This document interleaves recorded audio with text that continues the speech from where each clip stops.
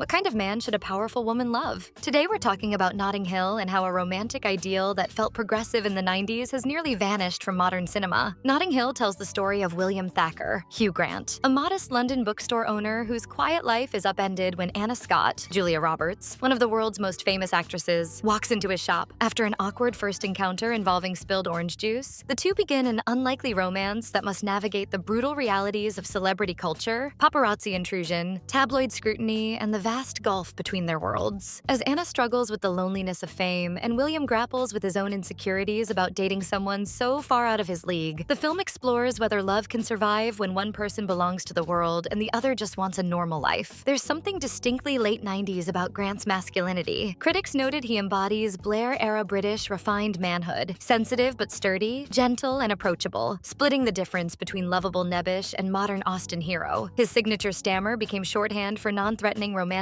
potential. This wasn't swaggering confidence. This was something softer and, crucially, more emotionally reassuring. Richard Curtis described the film as a nerd's revenge fantasy, the idea that kindness can attract someone wildly out of your league. But what makes this work is that William never changes. His value lies in staying exactly who he is, a man who won't compete, won't demand, and won't make Anna's life harder. William runs a failing travel bookstore that barely sustains him, yet the film never frames this as a flaw needing correction. He's genuinely content selling obscure travel guides, and the narrative rewards this lack of ambition. This contrasts sharply with other 90s romantic leads who must prove themselves through achievement. In Jerry Maguire, Tom Cruise rebuilds his career to deserve love. In Curtis's 4 Weddings and a Funeral, Hugh Grant's Charles eventually takes emotional risks. But William's worthiness isn't tied to productivity or self-improvement. This passivity serves a specific function. Anna earns $15 million per movie and commands global attention. If William were ambitious, their relationship would require negotiation. Whose schedule matters, whose work takes priority. By making William professionally invisible, the film removes that friction. Anna's career can exist without challenge because William has no career to compete with it. Modern readings frame Notting Hill as male wish fulfillment fantasy, pairing the world's most desired woman with a regular guy under cloudy rationales. But there's another interpretation. Curtis deliberately explores what happens when masculine worth isn't defined by achievement. The film asks whether a man can be romantically desirable without traditional markers of success. And for 90s audiences, the answer felt affirming. Perhaps the most fascinating aspect is how the film handles the reversed power dynamic. Anna is richer, more famous, and more desired than William will ever be. In most romantic narratives, this imbalance would demand resolution. Either the woman gives up power, or the man reclaims his through dominance. Notting Hill refuses both options. William never tries to reassert masculine control. Even in the climactic press conference scene, his gesture isn't about claiming Anna, but about publicly affirming his willingness to be vulnerable. Hugh Grant himself profoundly disagreed. In interviews, he repeatedly criticized William for having no balls, particularly when paparazzi surround his house and Anna leaves without him stopping her. Grant's real-life girlfriends and wife reportedly asked, "Why didn't you stop her?" Roger Ebert quipped that, "Once a woman spends the night with you, you can stop apologizing for breathing in her presence." But the film doesn't share this judgment. It treats William's restraint as respect rather than weakness, positioning his gentleness as the reason Anna can love him. In a world where Anna is constantly chased and commodified, William's refusal to pursue aggressively becomes its own form of strength. Interestingly, viewers remain divided on whether this works. Some find the chemistry sizzling, while others argue they have absolutely no chemistry, and that the most enjoyable parts are the scenes they aren't in together. This split suggests the appeal isn't romantic electricity. It's something deeper and more comforting. 25 years later, the safe man archetype has nearly disappeared. Modern romantic leads are driven, successful, and emotionally assertive. Films like Crazy Rich Asians feature male leads who challenge rather than reassure. This shift reflects broader cultural changes. The rise of therapy culture, self-improvement narratives, and productivity as moral value has made passivity seem less appealing. A man content with a failing bookstore now reads as unmotivated rather than charming. Audiences expect both partners to have clear goals and emotional intelligence, qualities William lacks. There's also growing awareness of emotional labor. While William offers Anna a safe space, he doesn't help her navigate problems. He listens but doesn't strategize. Modern audiences might find this exhausting. The safe man can look like another person to take care of rather than a true partner. Yet the film continues to resonate because it offers uncomplicated emotional comfort. Viewers describe watching as being just here for the vibes. The friend group is comforting, the story is comforting, the London scenery is comforting. The dated quality enhances the appeal, transporting viewers to a pre-9/11 paradigm where straight-down-the-middle rom-coms weren't unfashionable. The film made $364 million